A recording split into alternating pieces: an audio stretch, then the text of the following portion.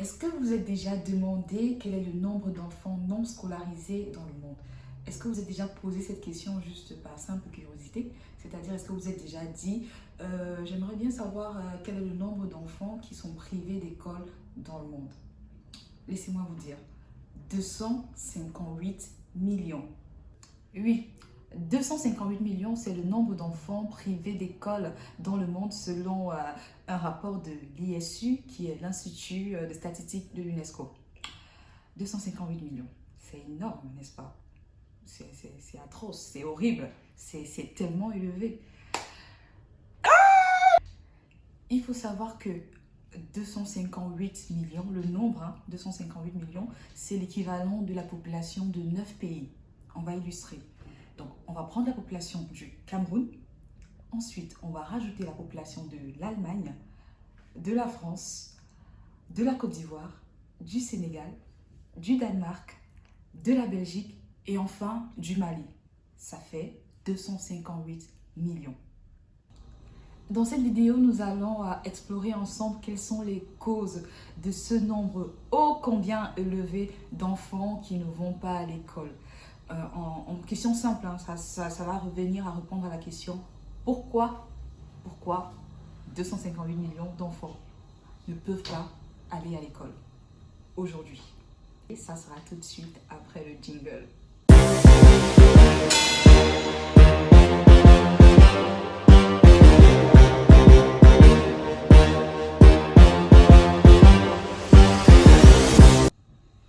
Bonjour, je suis Sonia Jomo de la plateforme WeValue Education.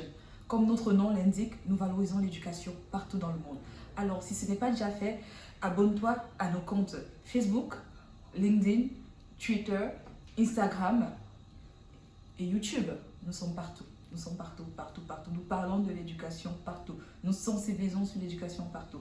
Nous demandons aux gens d'être connectés, d'être attentifs à ce qui se passe dans le monde de l'éducation partout. Alors, suivez-nous. Comme principale cause de la non-scolarisation des enfants, nous avons les guerres et les conflits armés. Vous savez, la guerre n'a rien de bon pour les enfants, qui sont les principaux perdants et les innocents. En zone de guerre, les écoles sont soit fermées, ou quand bien même elles restent ouvertes, ces écoles deviennent des lieux d'insécurité et de précarité pour la scolarisation des enfants. En zone de guerre, les infrastructures sont détruites. Les élèves, les écoliers vivent dans un traumatisme, ils vivent dans des chocs. Vous voyez, c'est pas évident de voir des tueries un peu partout. Et en zone de guerre également, vous savez, les enfants sont parfois pris en otage dans des écoles. Ça revient à dire que voilà, les écoles deviennent des lieux d'insécurité. Ça me rappelle en 2014 ce qui s'est passé au Nigeria dans la localité de Chibok où 276 lycéennes ont été enlevées, capturées pour devenir des otages, pour devenir des esclaves, pour certaines devenir des femmes, voilà, de ces soldats. Vraiment, la guerre et la scolarisation ne font pas bon ménage. Cela doit cesser. Les guerres doivent cesser. Comme autre cause de la non-scolarisation des enfants, nous avons la responsabilité précoce de ceux-ci. Ça signifie quoi, être responsable de manière précoce? Être responsable de manière précoce, c'est faire ce qui n'est pas de son âge, vous voyez? Donc, on a par exemple des enfants qui ne vont pas à l'école parce qu'ils travaillent. On a beaucoup d'enfants de 8, 10, 11 ans qui travaillent soit dans des mines, soit dans des champs, soit dans des réserves, soit dans des usines. Vous voyez, ces enfants, au lieu d'aller à l'école comme les autres enfants de leur âge, se retrouvent en train de travailler parce qu'ils doivent ramener de l'argent à la maison. C'est être responsable de manière très précoce. Dans ce même sens, nous avons aussi les mariages précoces. Nous avons des jeunes filles qui ne vont pas à l'école, des jeunes filles de 10, 11, 12 ans, 8 ans, même parfois 9 ans, qui ne vont pas à l'école parce qu'elles sont mariées de force. Vous voyez, donc on a, dans les 258 millions d'enfants non scolarisés, on a une grosse partie qui ne va pas à l'école parce que soit elle travaille, soit elle est mariée. Ça, je parle des jeunes filles. Passons à la cause suivante qui est l'extrême pauvreté. Vous savez, il y a des parents, il y a des familles qui sont tellement pauvres qu'ils n'arrivent même pas à avoir ne serait-ce que 1 euro par jour. Vous savez, Dans ce genre de famille souffrant de pauvreté, les besoins primaires ne sont pas encore assouvis. Donc la principale priorité pour ces parents, pour ces familles, c'est de manger et c'est de boire. Et du coup, quand on n'a ni nourriture ni boisson, où est-ce qu'on trouve de l'argent pour amener les enfants à l'école? Donc, ça existe. Hein. Il y a tellement de familles qui vivent là en dessous du seuil normal de vie. En fait, il y a des familles tellement pauvres qui n'arrivent pas à emmener leurs enfants à l'école. En zone rurale, il y a un manque d'infrastructures, un manque d'écoles, un manque de routes. Les élèves veulent bien aller à l'école, mais où sont les bâtiments? Où sont les routes? Où sont les infrastructures? En milieu rural, il y a une vraie carence, un vrai manque. Et c'est dommage, oui, en 2021, il y a encore des localités où il n'y a pas de bâtiment. Les élèves vont à l'école sous les arbres. Dans la rubrique extrême pauvreté, nous rajoutons le cas des orphelins et des enfants de la rue. Vous savez, il y a de nombreux orphelinats qui manquent de ressources. De nombreux orphelinats n'arrivent pas à envoyer tous les orphelins habitant dans leur centre à l'école. Et concernant les enfants de la rue, ils se battent encore pour avoir de quoi manger, avoir de quoi loger. Et l'école, pour eux, c'est un luxe qu'ils ne peuvent pas se permettre. À ce niveau, qu'est-ce que vous pensez des causes déjà énumérées? N'hésitez pas à me le dire en commentaire.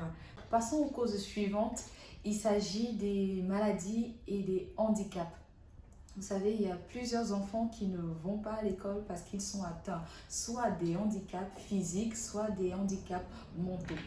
Et aussi, il y a des enfants qui ne vont pas à l'école parce qu'ils sont atteints de maladies dites longues.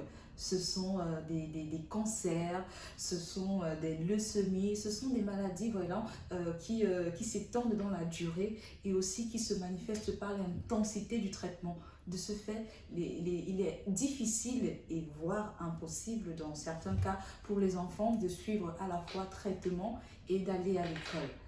Concernant les handicaps, le principal problème ici, c'est que dans plusieurs pays, particulièrement ceux en voie de développement, les écoles n'ont pas encore les commodités nécessaires, les infrastructures nécessaires pour accueillir les enfants en situation de handicap. Et là, je parle encore des handicaps à la fois physiques et des handicaps à la fois mentaux. Nous allons enchaîner avec le point suivant qui est les situations de harcèlement et de violence en milieu scolaire. C'est un point qui est en train de prendre de l'ampleur. Il est important qu'on s'arrête dessus. Vous savez, il y a des enfants qui ont été harcelés à l'école, qui ont été violentés à l'école. Je parle de violence physique, je parle de violence morale. Et de ce fait, ils vivent dans un traumatisme.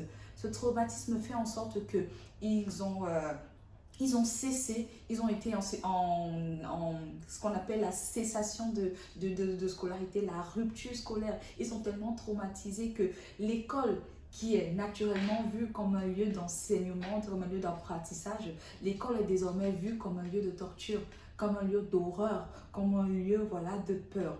Les situations de harcèlement, les situations de violence en milieu scolaire provoquent des cessations de scolarité. Là, quand je parle de cette cause, je me mets en mode fâché. Donc c'est bon, j'arrête de sourire là, parce que c'est un sujet sérieux. L'irresponsabilité des parents et ou des tuteurs. Vous savez, il y a des parents qui ne rentrent pas dans toutes les causes que nous avons citées plus haut. Donc il y a des parents qui ont les moyens, ont les capacités d'envoyer leurs enfants à l'école, mais ne le font pas. Pourquoi? Pour diverses raisons. Manque d'intérêt pour la scolarisation, irresponsabilité, oui. Enfin, irresponsabilité tout simplement. Sachez que un enfant doit aller à l'école. Le droit à la scolarisation, le droit à l'éducation est un droit important pour chaque enfant. Donc, parents, quand on fait un enfant, on s'en occupe. Là, je parle vraiment des parents démissionnaires, des parents irresponsables, comme on le dit. Et c'est bizarre, c'est à peine croyable, mais le nombre d'enfants qui ne vont pas à l'école à cause des parents démissionnaires est très élevé. J'ai tenu à terminer avec cette cause, voilà, pour sensibiliser, pour alerter. Je tiens à rappeler qu'il y a tellement de causes, nous ne pouvons pas les citer dans cette vidéo. Si nous les citons, voilà, on fera une vidéo de 2 heures, 3 heures, voire plus. Donc nous avons tenu à vraiment synthétiser. Nous sommes arrivés au terme de cette vidéo qui vous a été proposée par Revalue Education. Nous avons tenu à vous sensibiliser sur le nombre ô combien grandissant de la non-scolarisation dans le monde. Bien évidemment, quand on alerte, il faut parler à côté des solutions. On alerte sur un fait. Ensuite, quelles sont les solutions pour diminuer ce phénomène, pour diminuer cette non-scolarisation des enfants? Ça fera sûrement l'objet d'une autre vidéo. Mais entre-temps, nous remercions vraiment toutes les personnes physiques ou morales qui se battent chaque jour pour la scolarisation des enfants. Je pense aux associations, aux entreprises, aux gouvernements qui ont fait de la scolarisation vraiment leur champ de bataille. Vraiment, merci. Et toi qui nous regardes aujourd'hui, cette vidéo est également pour te sensibiliser, pour t'alerter, pour te dire qu'à ton niveau, tu peux aussi être un acteur voilà, de l'éducation. Tu peux à ton niveau voilà, recenser un enfant dans ton quartier, dans ta ville, dans ton pays, qui ne va pas à l'école et décider voilà, que voilà, c'est fini désormais, cet enfant ira à l'école. Donc à ton niveau, qu'est-ce que tu fais? À ton niveau, qu'est-ce que tu peux faire? À ton niveau, si tu ne peux pas agir seul, il y a déjà des structures existantes, il y a des associations existantes. À ton niveau, qu'est-ce que tu peux faire pour aider ces associations?